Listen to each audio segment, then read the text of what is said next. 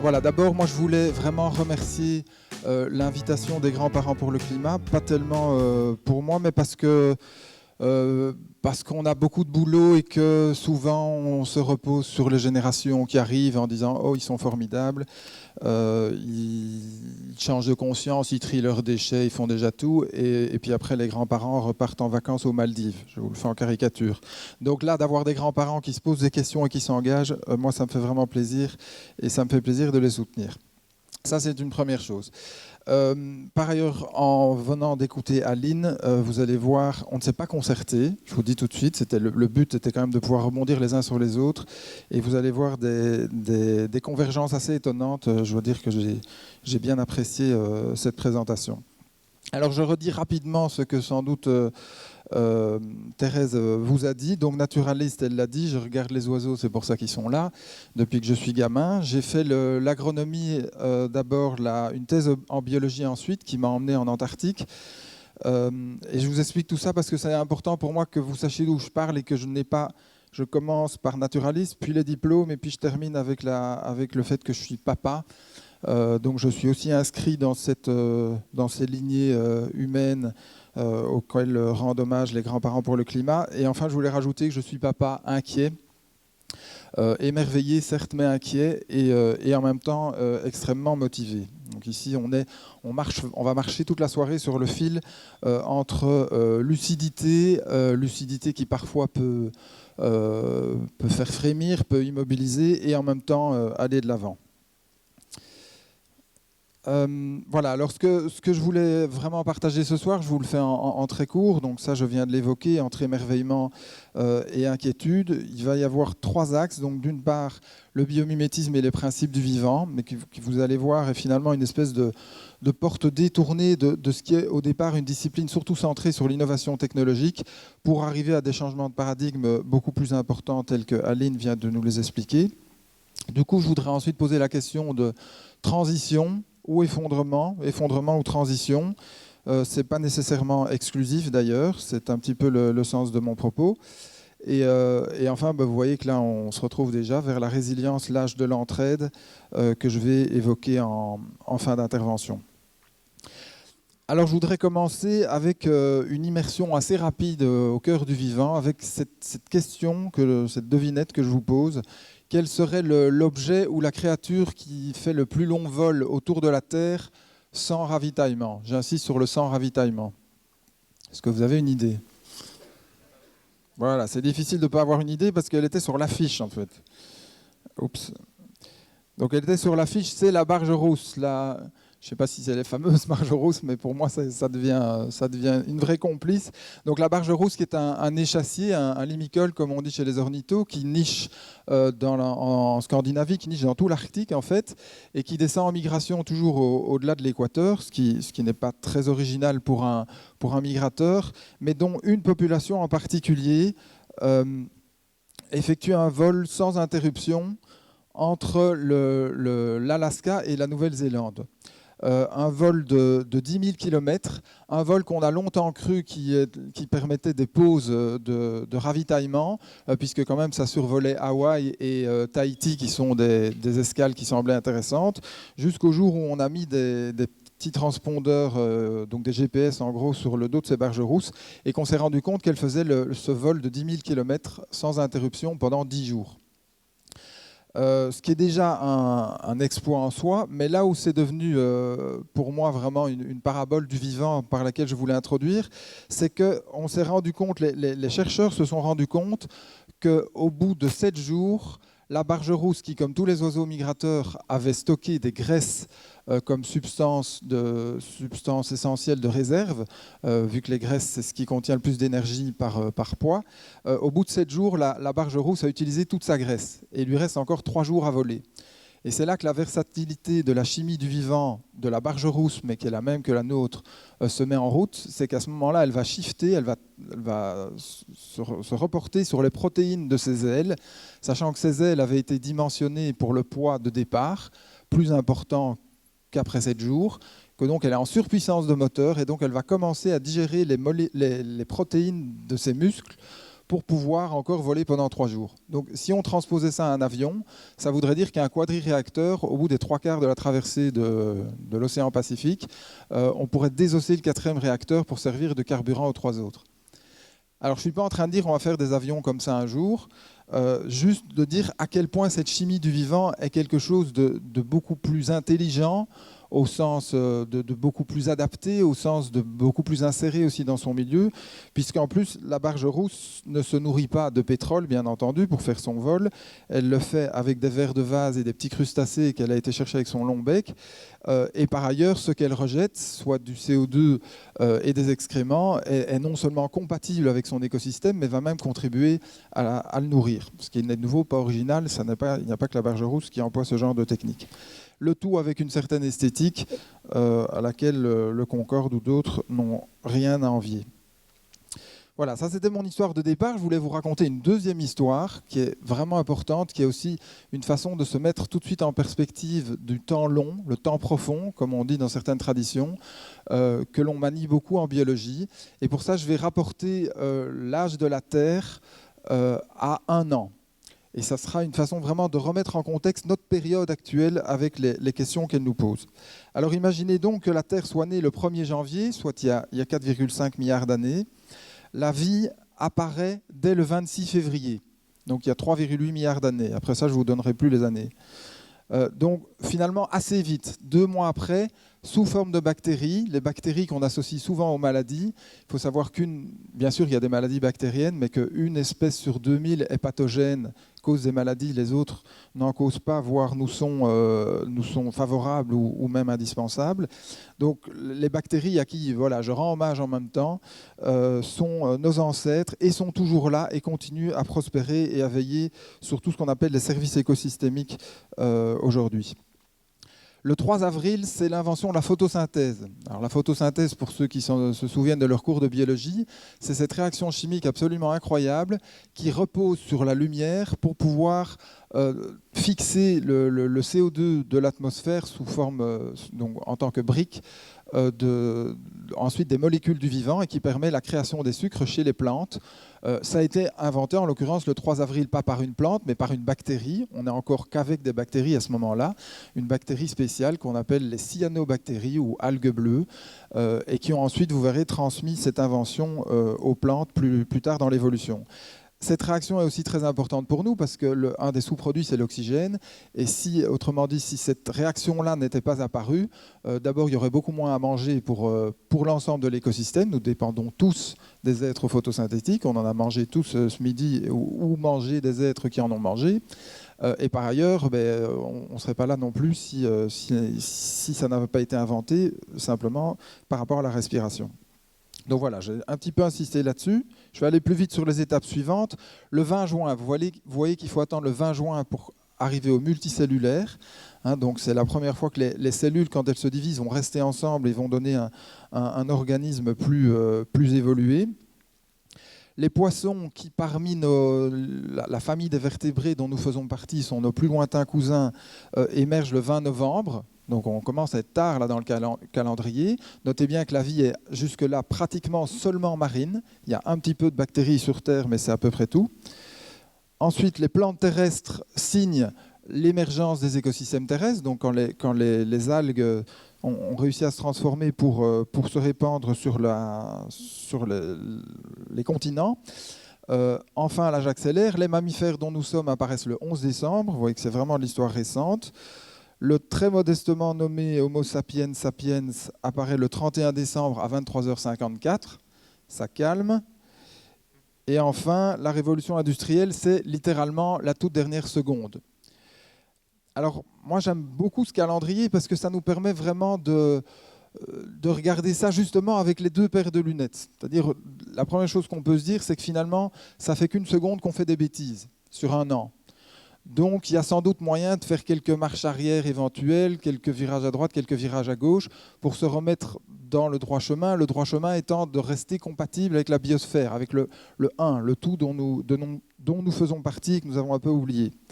Ça, c'est une première chose. L'autre, le paire de lunettes qu'on pourrait se dire, c'est qu'en une seconde, on a quand même fameusement déconné. En une seconde, ça nous permet de dire que la caractéristique première, sans doute, de notre espèce, c'est son pouvoir de destruction. Parce que le détruire comme on a fait en une seconde, il fallait quand même le faire. La bonne nouvelle, c'est que pour pouvoir maintenant se remettre justement dans le droit chemin, plutôt que de simplement compter sur nous-mêmes et sur nos facs d'ingénieurs et sur nos gros cerveaux, on peut aussi s'appuyer, je dis bien, sur toute l'expérience accumulée depuis le 26 février. Depuis l'émergence des bactéries qui sont toujours là et qui ont expérimenté avec tous les autres êtres vivants d'innombrables façons non seulement d'être sur Terre, mais d'y prospérer. Donc ça, c'est la bonne nouvelle de ce calendrier.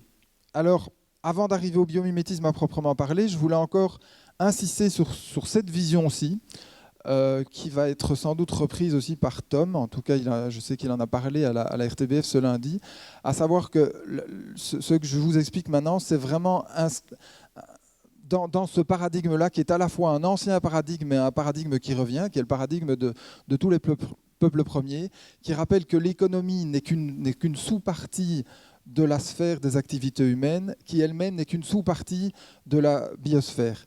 Existe donc la vision ou le schéma qui circule partout depuis 1987 et le rapport Brundtland, qui situe le développement durable au confluent de la sphère économie, sociale et écologie, alors qu'il y a des parties sur ce schéma qui n'existent pas. L'économie hors de la biosphère, ça n'existe pas.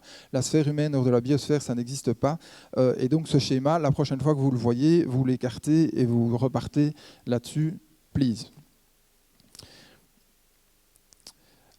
On peut aussi l'illustrer comme ça, et là je rejoins à nouveau des choses qu'Aline ont dit. Ça, à gauche, vous avez l'ancienne vision, l'ancien paradigme avec l'homme séparé au-dessus et ayant pouvoir sur tout le reste de la biosphère, et à droite, sa réintégration au milieu des vivants, avec peut-être cette remarque supplémentaire que les autres il ne s'agit pas de conserver les autres espèces uniquement parce qu'elles nous sont utiles, mais aussi pour leur propre valeur, pour leur valeur intrinsèque, et ça c'est quelque chose sur lequel je voulais insister. Voilà, alors j'en arrive au biomimétisme. Le biomimétisme, au départ, c'est s'inspirer des organismes vivants, point.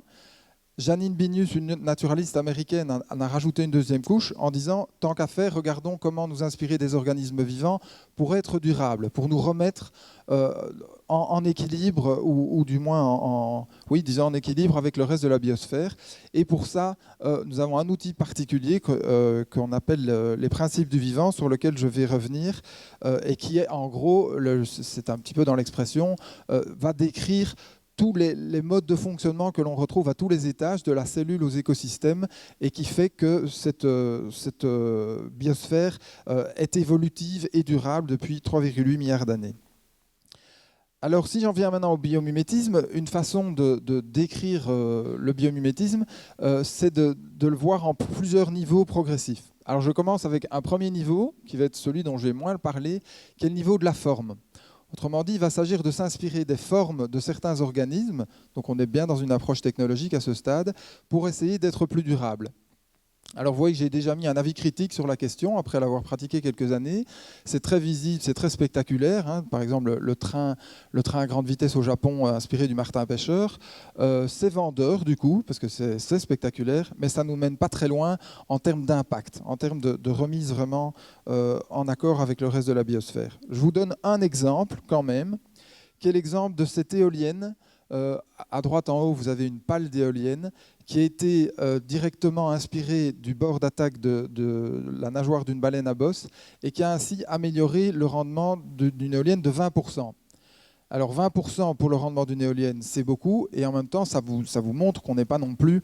ça rend les éoliennes un peu plus performantes, mais ça ne résout pas tous nos problèmes. Je vais y venir dans un instant. Mais la chose sans doute tout de suite que je voudrais dire, c'est que manque de peau, des éoliennes comme ça, il y en a pour l'instant une dans le monde. Et là, on bute tout de suite sur la dominance de notre paradigme économique actuel, parce que quand vous questionnez actuellement les fabricants d'éoliennes sur qu'est-ce qu'ils attendent pour la fabriquer, celle-là, ils disent « Ouf, on n'est pas pressé, on a des carnets de commandes pour des années avec des éoliennes normales. on va continuer comme ça on maîtrise bien, et le jour où ça sera nécessaire, il sera toujours temps de passer sur un autre modèle. C'est exactement ce qui se passe à l'heure actuelle et qui fait qu'on a toujours une seule éolienne coincée sur son île au large du Canada, dans le centre d'études où elle a été avérée comme étant effectivement plus efficace. Donc là, on a un premier obstacle qui est dû à cette façon de pratiquer l'économie, sur lequel je reviendrai dans un instant. Mais avant ça, puisque nous parlons des énergies renouvelables, je voulais en profiter pour venir sur un peu au cœur de la question, sur les choses que nous avons à changer dans notre vie, en les regardant de nouveau avec une perspective temps long de biologiste. Donc voilà, ce que vous avez ici, c'est le pic du pétrole. Ça pourrait être le pic du charbon, le pic du gaz, le pic du terbium, le pic de tout ce que vous voulez. Vous voyez que l'échelle temporelle est extrêmement courte. La fin des dinosaures, c'est il y a 65 millions d'années, donc on est déjà en décembre sur notre calendrier tout à l'heure. Et voilà à quoi ça ressemble notre utilisation de ces ressources. Donc des ressources qui ont mis des millions d'années à se former et que nous dépensons en une seconde cosmique, on va dire. C'est à peu près la définition de la non-durabilité. Alors, si on creuse ça un petit peu plus loin, il y a une première question que j'avais envie de poser, qui est une question de biologiste. Serions-nous par hasard trop spécialisés? Je reviens au pétrole spécifiquement. Le pétrole, pour mémoire, il y a 200 ans, on n'en utilisait pas. Serions-nous trop spécialisés? Je vous donne une petite liste. Quelques objets issus du pétrole. Bon, vous ne devez pas tout lire, hein. Vous avez compris, c'est en gros, il n'y a rien dans cette pièce qui n'a pas pu être fabriqué ou venir ici, ou les deux sans pétrole. J'en ai mis quelques-uns dans des couleurs différentes. Ça, je voudrais quand même insister. Je vais aller pas tout à fait dans l'ordre. J'ai d'abord mis en bleu des technologies qui sont censées être les technologies du développement durable et qui vont nous sauver sans problème. Vous voyez qu'il y a des barrages, les éoliennes, les voitures électriques et les panneaux solaires. Toutes ces technologies ont besoin de combustibles fossiles à l'entrée pour les fabriquer. Je ne suis pas en train de les condamner, mais il faut bien qu'on réalise qu'elles ne sont pas encore mûres. Il faut les adopter à l'heure actuelle parce qu'on n'a rien de mieux et que c'est mieux que ce qui précède, mais ce sont des objets intermédiaires. Il faudra aller plus loin parce qu'ils dépendent toujours des combustibles fossiles. Alors, les centrales nucléaires, je les ai mis dans une couleur un petit peu séparée, hein, parce qu'on nous chante toujours leur indépendance du pétrole. Il faut rappeler que tout le raffinage du minerai, tout le montage d'une usine, d'une centrale nucléaire, ça ne se fait pas sans pétrole ni sans combustible fossile. Enfin, il y a les couleurs vertes. Ça, c'est toute la question de l'agriculture qui répond quand même à un besoin fondamental qui est de se nourrir. Notre agriculture industrielle actuellement, j'ai mis engrais, pesticides, tracteurs, est shootée au combustible fossile tout autant que le reste. Et enfin, j'ai mis en rouge, ça c'est plus nouveau, tous des exemples qui concernent la santé, vous voyez, des pansements antihistaminiques, cortisone, médicaments, lunettes, etc.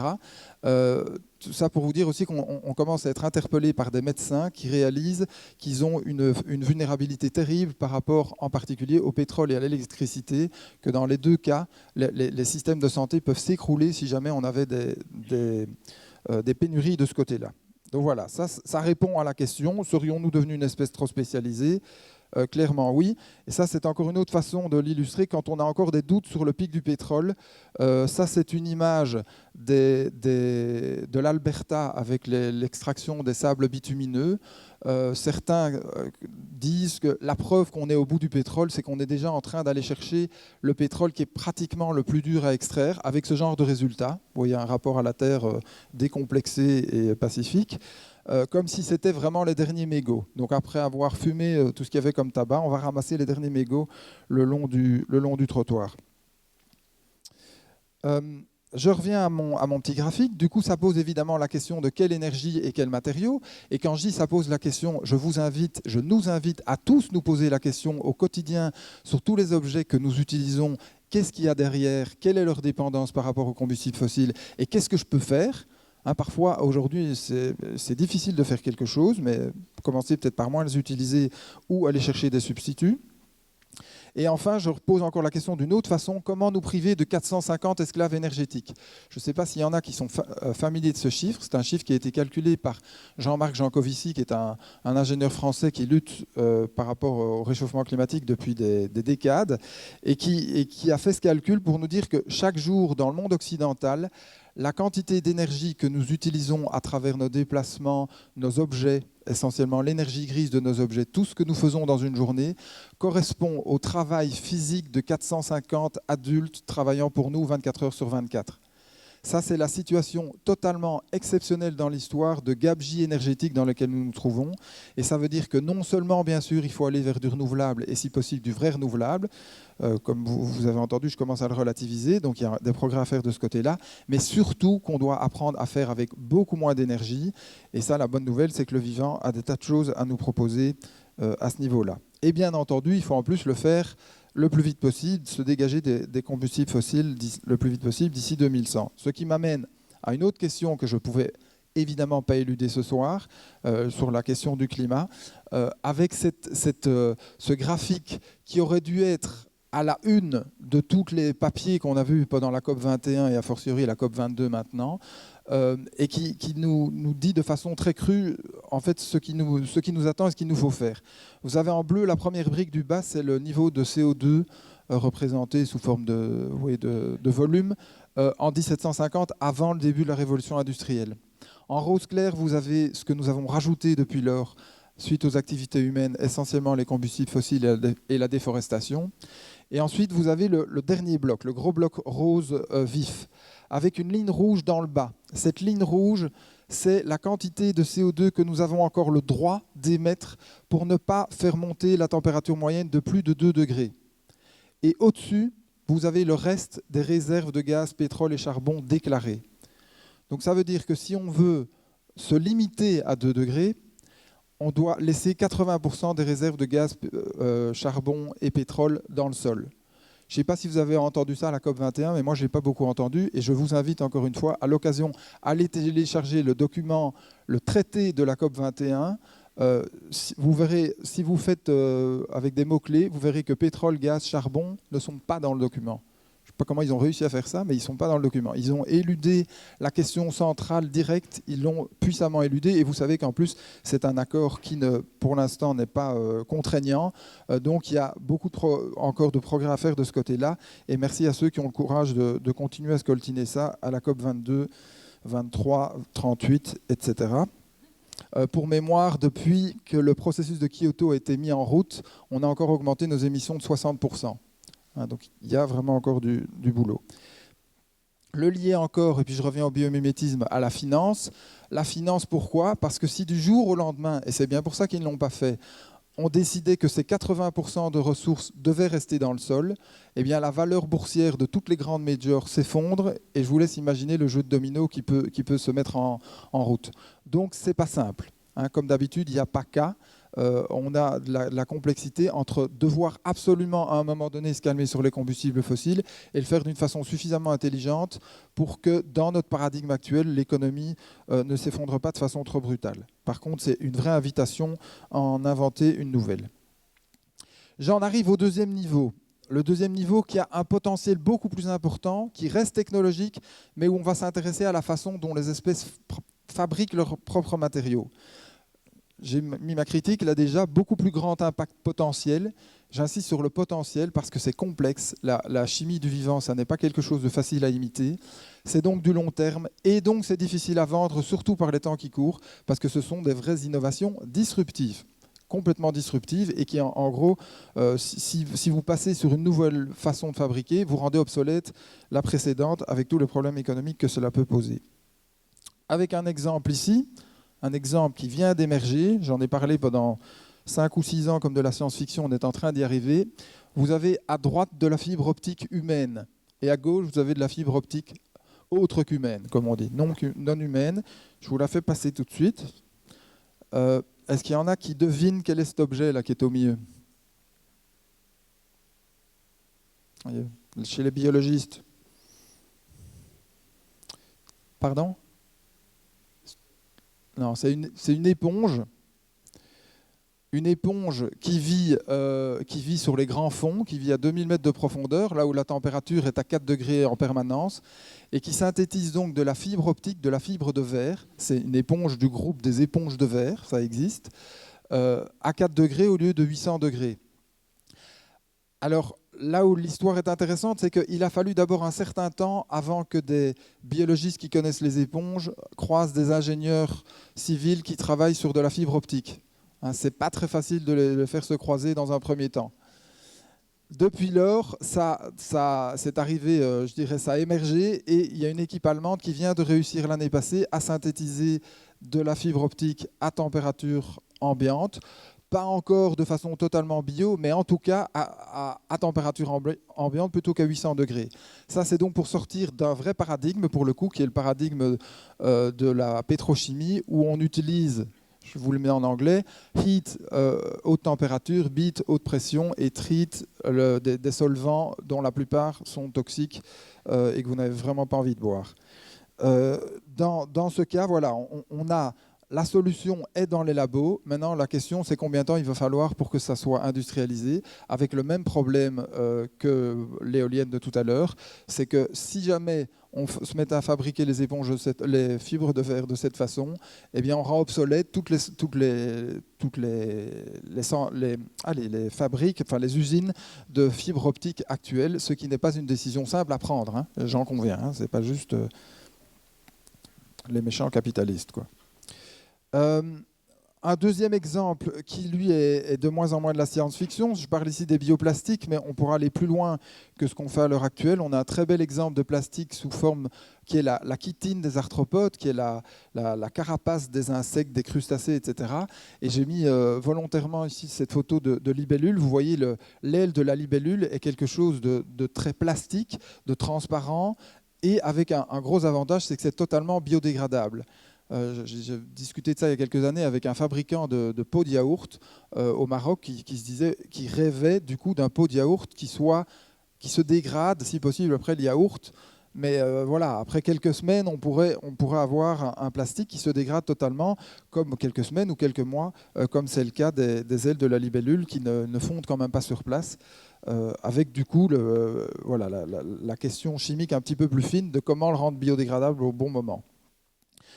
Par contre, ça pose une autre question, c'est que, et c'est pour ça aussi que je voulais en parler, c'est que le bioplastique, ça veut dire qu'on va aller chercher maintenant comme matière le végétal ou éventuellement l'animal, ici les carapaces de crabes ou de crevettes, avec toujours le danger de la surexploitation.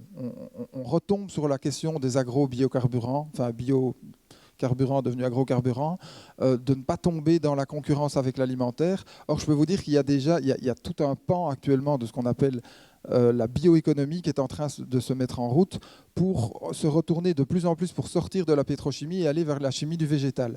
Il faudra le faire, mais il faudra le faire avec une extrême prudence quant aux quantités. Alors, un dernier exemple de biomimétisme de matériaux, c'est les panneaux solaires. Alors ça c'est vraiment mon exemple, je dirais, à la fois favori et qui me désespère, pour la bonne raison que nos panneaux solaires à nous, vous voyez en haut à droite, les panneaux solaires photovoltaïques, qui sont là donc pour nous produire de l'électricité à partir de la lumière, sont partis sur une voie typiquement heat, beat and treat, avec une chimie chaude, du silicium, éventuellement des métaux rares, ça dépend les technologies, en tout cas une recyclabilité compliquée pour une partie. Au départ, ils n'ont d'ailleurs pas été pensés pour être recyclés, et une consommation énergétique à l'entrée quand même relativement élevée, plus on la recalcule et moins bonnes sont les surprises. Alors qu'on avait sous le nez, et là on les a littéralement autour de nous, toute une série de modèles qui existaient déjà. Ici, je crois que le plus ancien que j'ai repéré tout à l'heure, c'est celui-ci. Celui-ci, il a à peu près 300 millions d'années, hein, d'essais-erreurs. Les conifères sont un peu plus jeunes, et puis les hêtres ici sont encore plus récents. Mais tout ça nous fait beaucoup plus d'essais-erreurs que nos panneaux en silicium. Et donc la question maintenant, c'est est-ce que nous développons des panneaux solaires biodégradables comme le sont les feuilles? Et la réponse est malheureusement... Moi, j'ai beaucoup cherché avec mes collègues quand on a écrit le bouquin. Pour l'instant, on n'a pas encore trouvé d'équipe qui a véritablement ce cahier de charge-là. C'est-à-dire qu'il y a un cahier de charge pour que ça soit le moins cher possible énergétiquement. On commence à utiliser des pigments organiques, mais un panneau solaire qui soit purement biodégradable comme une feuille, pour l'instant, il n'y a pas vraiment de recherche là-dessus, ou c'est de la recherche encore suffisamment marginale que pour nous échapper.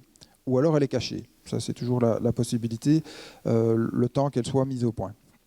Alors ça nous amène à une autre crise qu'on évoque moins, bien qu'on l'évoque de plus en plus, qui est aussi la crise des ressources minérales, parce que nous avons appris à utiliser le tableau de Mendeleïev d'une façon très différente de ce que fait le reste du vivant.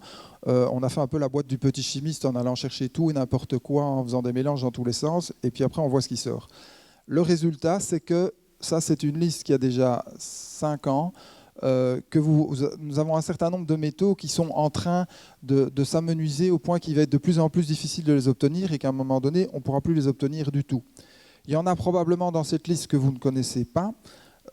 Moi, j'ai découvert le terbium avec la liste, le premier de la liste. Le terbium, regardez dans quoi on l'emploie. Certains types d'éoliennes, certains types de piles à combustible et d'ampoules basse consommation. Et en plus, surprise, dans les smartphones. Et c'est à peu près dans les smartphones qu'il est le plus difficile à recycler parce que ce sont des métaux qu'on emploie en très petite quantité en alliage. Donc techniquement, on pourrait les recycler, mais c'est extrêmement cher et en énergie. Et dans bien des cas, on ne le fait pas, ou en tout cas pas encore. Et on ne le fera pas à 100%, ça c'est sûr. Un deuxième exemple qui n'est pas dans la liste que je voulais citer, mais qui est pour moi assez typique de la façon dont ne travaillent pas encore les ingénieurs, pour le dire de façon optimiste. L'indium rentre dans une des technologies des panneaux solaires. Donc on en a besoin, si jamais on veut faire une substitution rapide des combustibles fossiles par le renouvelable, on en a besoin. Et bien depuis, on a inventé quelque chose qui s'appelle les écrans tactiles et qui est en train de pomper sur la ressource à une vitesse ahurissante. Donc la prochaine fois que vous pouvez racheter un ordinateur ou un téléphone, ça peut rentrer en ligne de compte dans vos choix. Du coup, je fais une petite synthèse avant d'en arriver à mon troisième niveau, qui est mon niveau favori, de ce qui freine le biomimétisme. Certains principes du capitalisme, le verrouillage des investissements à rentabiliser, je viens de l'expliquer. Quand les mesureurs favorisent ce qui détruit les écosystèmes. À l'heure actuelle, il est bien souvent moins cher de ne pas tenir compte de la biosphère que d'en tenir compte. La preuve, je reviens à mes panneaux solaires. Où est-ce qu'ils sont fabriqués nos panneaux solaires à l'heure actuelle essentiellement ? En Chine. Et pourquoi ils sont fabriqués en Chine? Parce que les normes sociales et environnementales, ils sont beaucoup plus faibles. Donc là, on a un problème de mesureurs. Là, je fais appel aux économistes pour le coup et tout qui a des liens ou des leviers. Il nous faut des règles d'économie qui, au contraire, favorisent ceux qui respectent la vie, voire qui la régénèrent, plutôt que les défavorisent. On a un problème de déconnexion du vivant. Ça, c'est très propre à notre société urbaine et occidentale qui a perdu un petit peu de vue que ce n'était pas les plantes qui vivent en ville, mais les villes qui vivent dans le monde des plantes. Et là, il y a la question de nouveau de l'unité. Trop de spécialisation, je l'ai évoqué avec nos ingénieurs et nos biologistes qui ont du mal à se rencontrer, même si maintenant les ingénieurs agronomes s'appellent les bio-ingénieurs. Bonne nouvelle, ça va peut-être aider à faire le pont. Et enfin, trop d'énergie fossile bon marché, qui fait qu'on continue à être paresseux, qu'on continue à faire comme on a fait avant pour des bonnes raisons, et où on sait qu'on ne peut plus le faire maintenant pour d'autres raisons tout aussi bonnes. Tout ceci m'amène au troisième niveau, qui est le niveau écosystémique, où là on va moins s'intéresser vraiment à la technologie, encore que ça l'inclut, mais plutôt aux relations. Qu'est-ce qui fait que les relations entre espèces rendent un écosystème durable et adaptable? Donc, qu'est-ce qui fait qu'une forêt dure? Qu'est-ce qui fait qu'un récif corallien ou qu'un marais a cette durée de vie que nous n'avons pas nécessairement? Avec cette phrase qui résume le mieux le vivant en même temps que d'ailleurs la théorie Gaïa, la vie crée et entretient les conditions propices à la vie.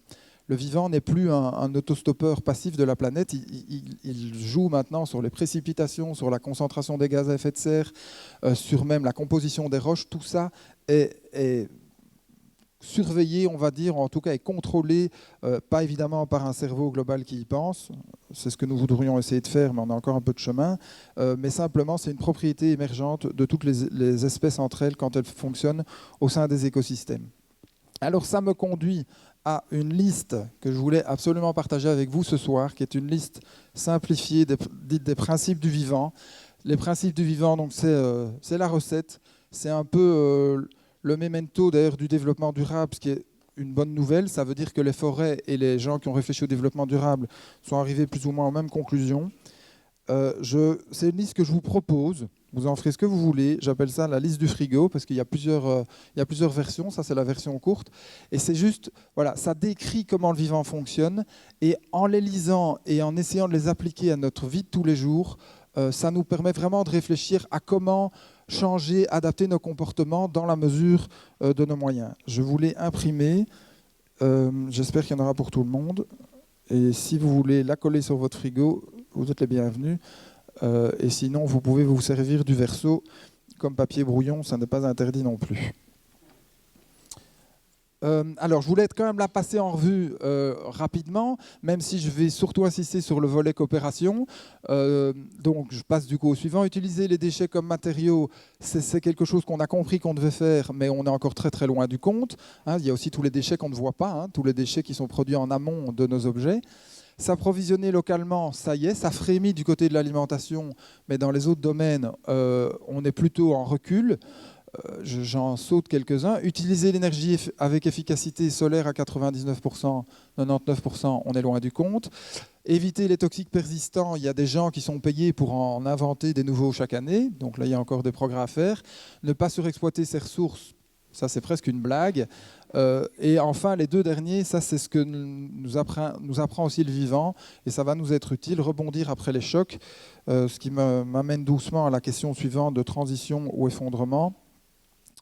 Que je vais aborder dans un instant. Avant ça, fort de cette vision et de ces lunettes un peu écosystémiques, je voulais revenir aux panneaux solaires. Vous voyez que c'est un sujet qui m'obsède un peu, pour comparer une forêt humaine de panneaux solaires à l'heure actuelle, avec une seule fonction, de produire de l'électricité, et une autre centrale.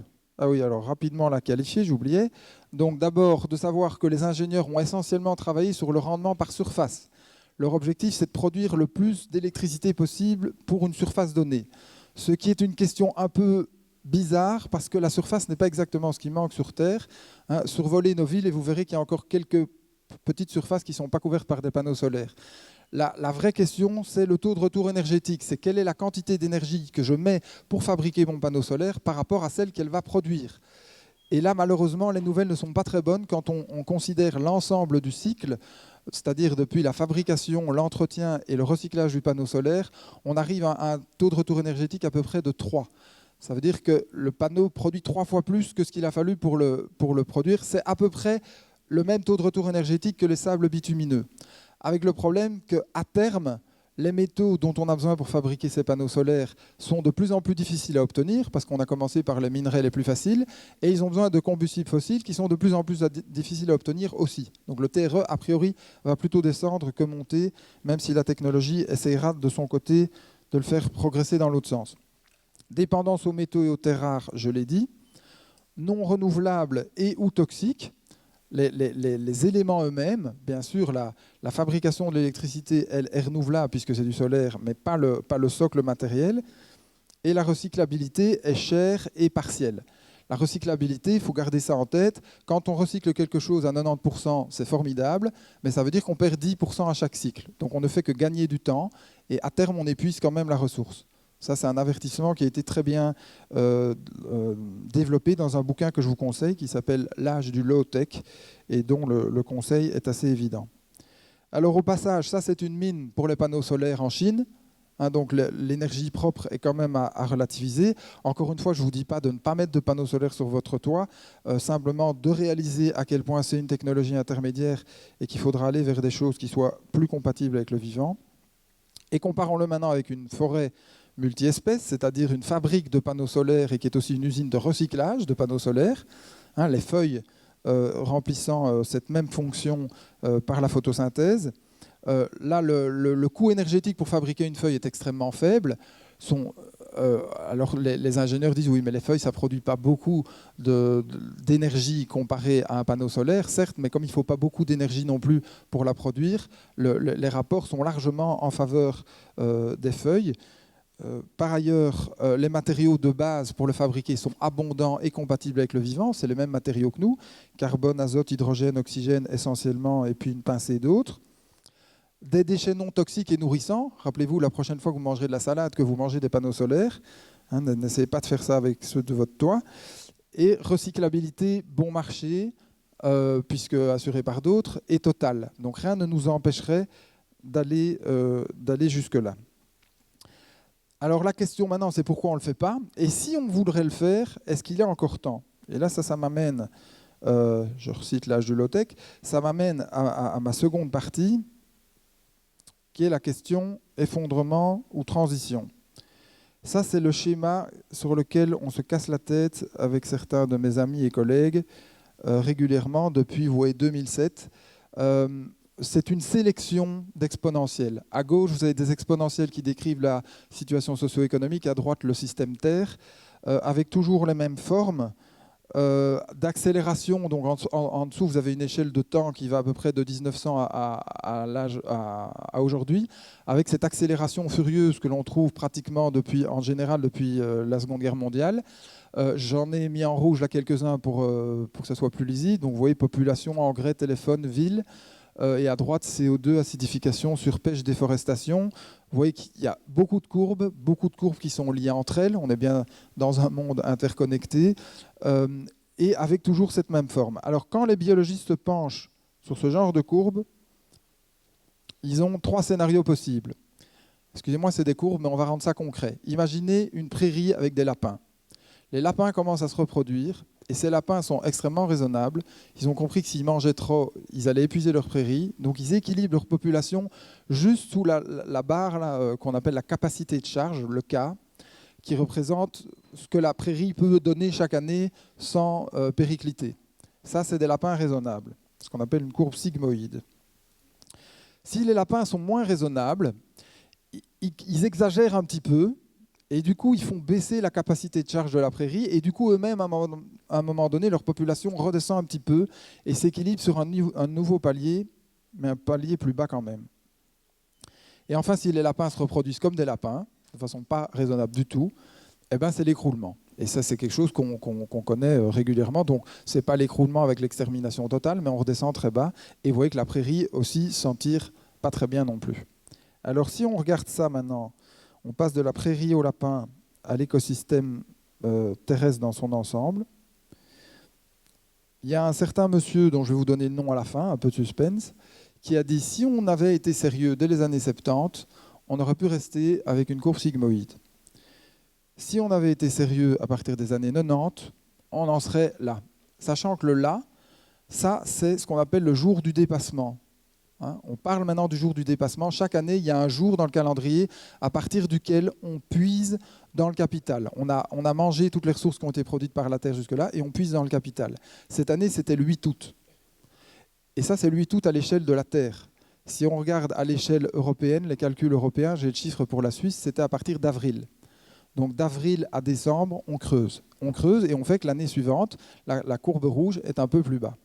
Donc, il faut, excusez-moi, mais il faut quand même un petit peu aussi regarder les choses en face. Et donc, ce monsieur, que les grands-parents doivent connaître, et les jeunes aussi, j'espère, Denis Meadows, dit on est parti pour quelque chose comme ça en 2020. Donc, lui est très, très inquiet. Et lui, il dit, pour moi, le développement durable, c'est un peu tard. Je pense qu'il faut maintenant préparer les îlots de résilience. Et moi, j'ai envie de dire que l'un n'empêche pas l'autre, que comme on sait, tous les petits gestes comptent. Il n'y a pas longtemps, on a eu aussi une réunion où Thérèse était là aussi d'ailleurs, où Jean-Pascal Van Ypersee, un de nos gros négociateurs pour le climat, a dit les petits gestes c'est bien, mais il faut des grands gestes aussi. Les petits gestes ne vont pas suffire et il s'est presque mis en colère quand il nous l'a dit. Donc voilà, les petits gestes du développement durable comptent, mais il va falloir être plus radical que ça. Sachant, et je voulais quand même la mettre aussi, qu'il y a une autre courbe exponentielle qui est en train de se faire, qui est la courbe exponentielle du changement de conscience et de la prise de conscience dont Aline a longuement parlé. Et je voulais me référer, donc on parle souvent des créatifs culturels, dans ce virage vers une nouvelle façon de regarder les choses qui comprend justement l'interconnexion et qui se préoccupe des causes sociales, environnementales, des problèmes du genre, etc.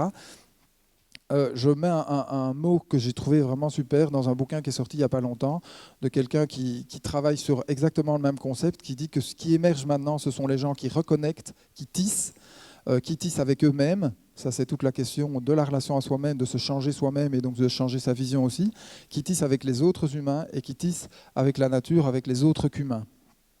Et lui, il les appelle donc les tisserands. Donc heureusement, nous avons aussi cette accélération dans le même temps. Et la question, c'est comment toutes ces accélérations vont se mettre ensemble.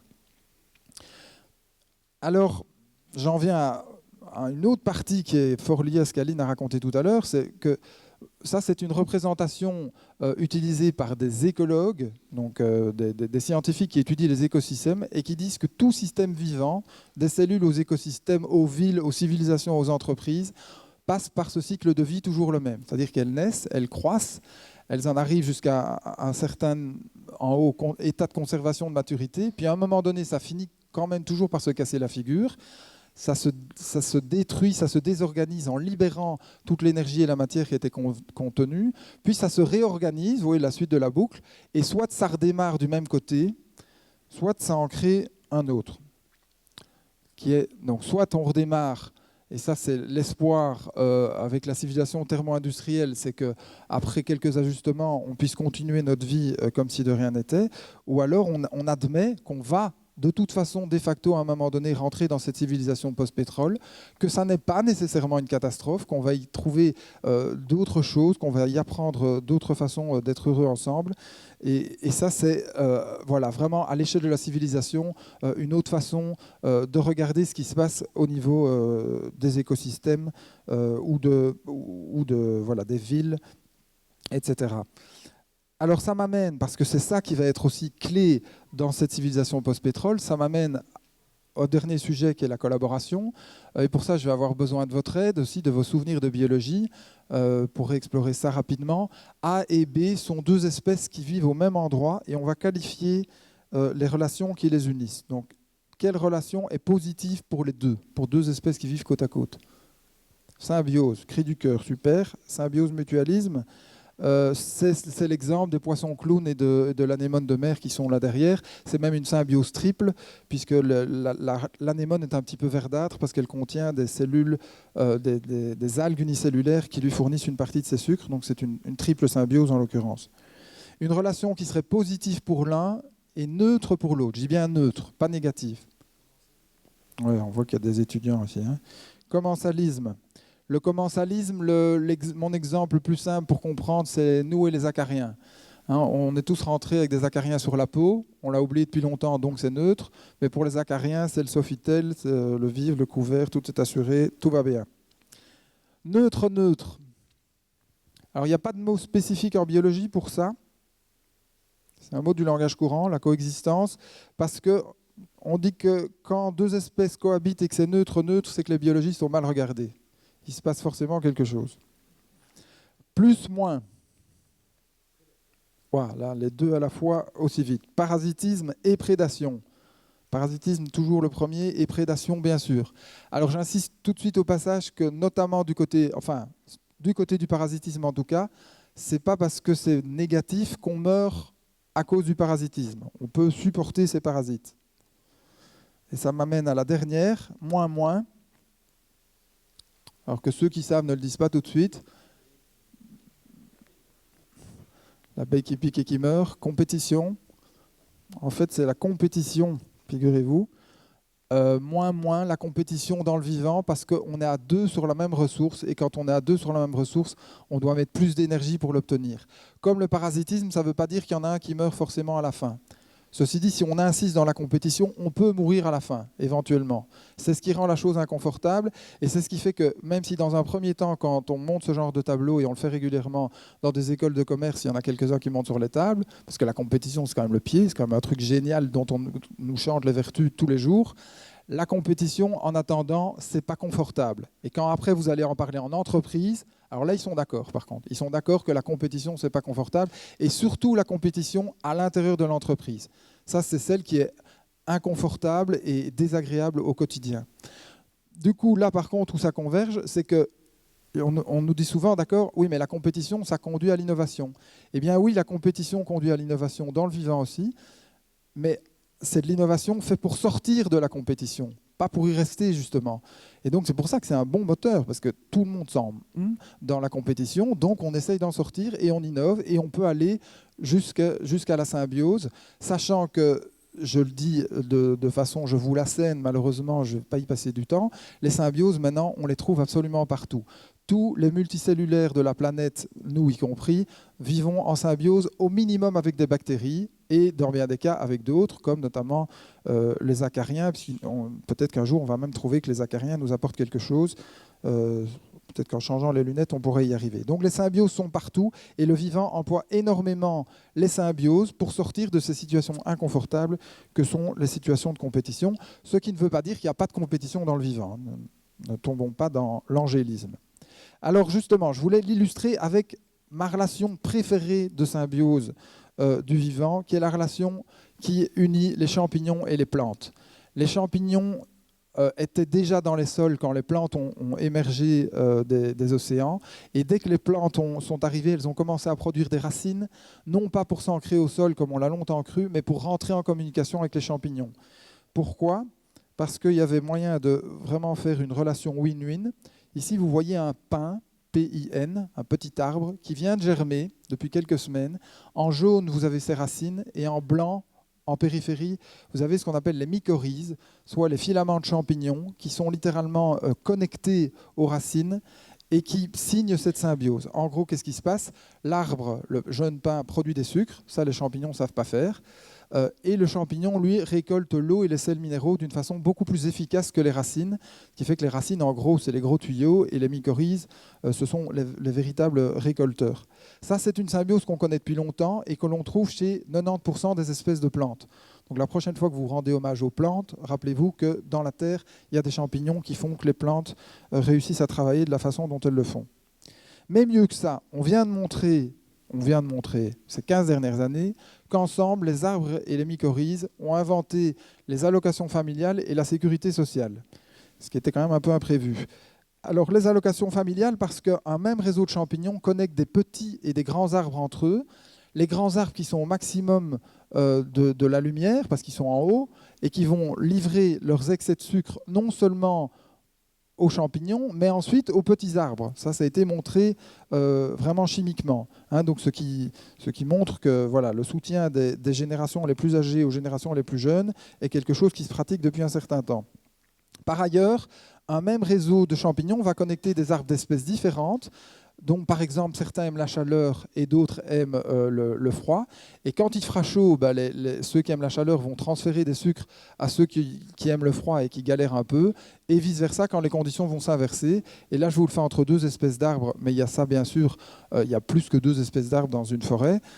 Et donc, ça donne vraiment une autre vision des relations qu'il peut y avoir dans la forêt. Et ça illustre en particulier, je pense que je l'ai mis, cet adage, finalement, les arbres et les champignons qui ont été retenus par l'évolution sont ceux qui appliquent ce principe.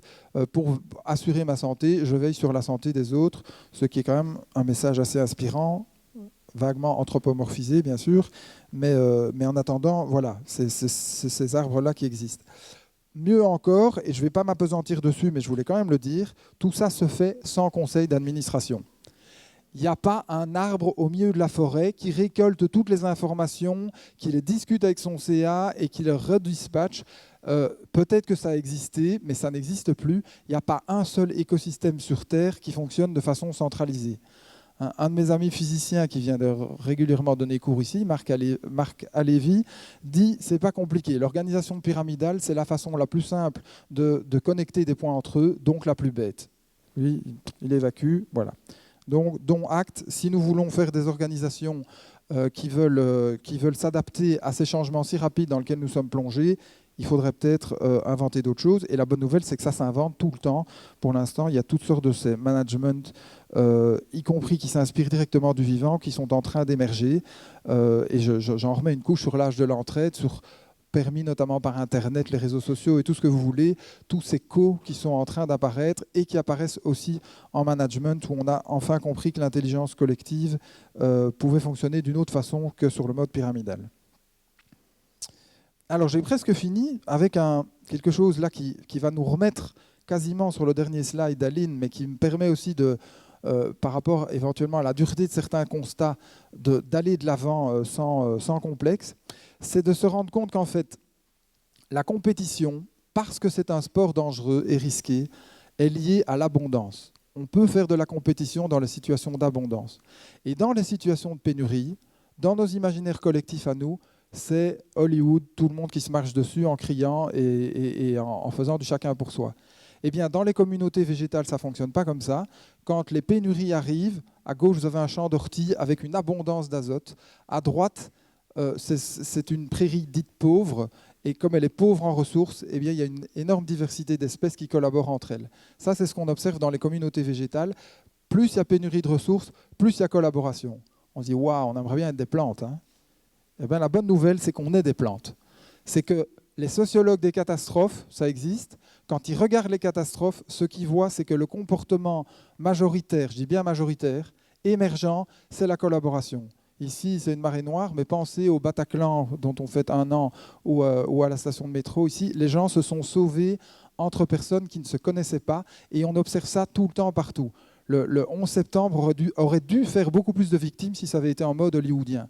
Il y a eu une organisation, une auto-organisation qui a émergé de nulle part, par le bas, avec des leaders qui sont apparus de nulle part pour faire redescendre les gens dans le calme. Et ça a évité probablement quelques milliers de morts. Et on observe ça partout dans les tremblements de terre, les passages de cyclones, etc. Je vous dis, ça a été étudié et ce constat revient encore et toujours. De nouveau, je ne fais pas de la caricature, il y a aussi des moments de panique et des moments où le chacun pour soi peut gagner, mais foncièrement, ce n'est pas ça qui se passe le plus souvent. Alors ça pose une autre question, c'est que ça c'est dans des situations de catastrophe aiguë. La question c'est dans des pénuries de long terme telles que nous les annoncent toutes ces exponentielles, est-ce que c'est la même chose ? Et là, encore une fois, on commence à avoir des endroits où on peut regarder ce qui se passe. En Grèce, ils sont en pénurie depuis plusieurs années. Et la Grèce nous montre, ce que disait Aline tout à l'heure, que nous avons le choix. On peut aller dans l'hyper-compétition et faire du bouc émissaire et faire de l'extrême droite. Et ça se passe en Grèce en partie, avec Aube Dorée. Mais on peut aussi, comme ça se passe aussi en Grèce, alors qu'ils sont en première ligne du flot des immigrants par ailleurs, hein, ce qui ne les a pas aidés, tenir à bout de bras le système de santé et le système d'alimentation avec une aide gouvernementale assez mineure, tenue, faute de moyens, hein, tout simplement, tenue par la collaboration, tenue par l'émergence de la permaculture un petit peu partout en ce qui concerne l'agriculture et de l'émergence de soins de santé qui sont des coopératives de médecins et infirmières qui se font payer éventuellement en potiron plutôt qu'en euros et qui tiennent grâce à ça. Donc voilà, ça c'est vraiment ce qui nous est proposé comme choix, avec en plus le fait que déjà chez nous, il y a déjà des gens qui y travaillent. Thérèse a évoqué le film Demain tout à l'heure. Voilà pour moi un des exemples les plus aboutis, la ferme du Bec-et-Loing, qui va vers l'agriculture sans pétrole, pas totalement sans pétrole, vous voyez que les serres sont encore plastifiées, mais où il n'y a plus d'engins motorisés du tout. Hein, on vient de refaire la visite avec un groupe de chercheurs en agronomie belges de toutes les facultés qui avaient encore un peu résisté, malgré l'étude de l'INRA qui vient de montrer que c'est viable et que ça fonctionne. Voilà des gens, des initiatives à soutenir, à savoir qu'en plus ils forment actuellement des centaines de personnes. Et j'en profite en même temps d'ailleurs pour faire un petit clin d'œil à quelque chose qui va se passer le 9 et 10 décembre ici à Bruxelles, le forum de Agroecology in Action, qui va rassembler tous les acteurs à la fois de la société civile et des scientifiques pour réfléchir sur ces innombrables initiatives d'agriculture, enfin réfléchir et partager des ressources sur une agriculture qui soit le plus possible dissociée des combustibles fossiles et en tout cas qui aille dans le bon sens par rapport à notre compatibilité avec la Terre. Il y a des flyers là sur la table à l'entrée, s'il y en a que ça intéresse. Voilà, avant de passer la parole à Laurent je voulais juste aussi rendre hommage et en même temps vous inviter à lire ces différents livres, rendre hommage à des amis. Donc comment tout peut s'effondrer, voilà, qui pose vraiment cette question des bascules. Reinventing Organizations, qui est un livre en français, c'est pas évident avec le titre, donc qui parle du management directement inspiré des êtres vivants, qui est un livre absolument formidable. Et quand vous voulez complètement vous remonter le moral, en fait, c'est un peu un gradient comme ça. Il y a le livre Permaculture de Charles et Perrine, donc de la ferme du Bec-et-Loing. Les trois ensemble, c'est un beau cocktail que je vous souhaite. Enfin, un petit conseil d'abord.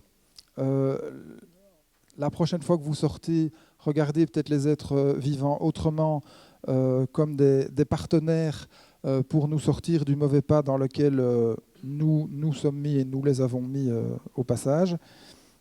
Et enfin, je voulais terminer avec un poème que j'aime beaucoup qui résume tout ça. Pour les enfants, les collines escarpées, les pentes des statistiques sont là devant nous, montée abrupte de tout qui s'élève alors que tous nous nous enfonçons. On dit qu'au siècle prochain, ou encore à celui d'après, il y aura des vallées, des pâturages où nous pourrons nous rassembler en paix si on y arrive. Pour franchir ces crêtes futures, un mot à vous et vos petits-enfants. Restez ensemble, apprenez les fleurs et allez léger.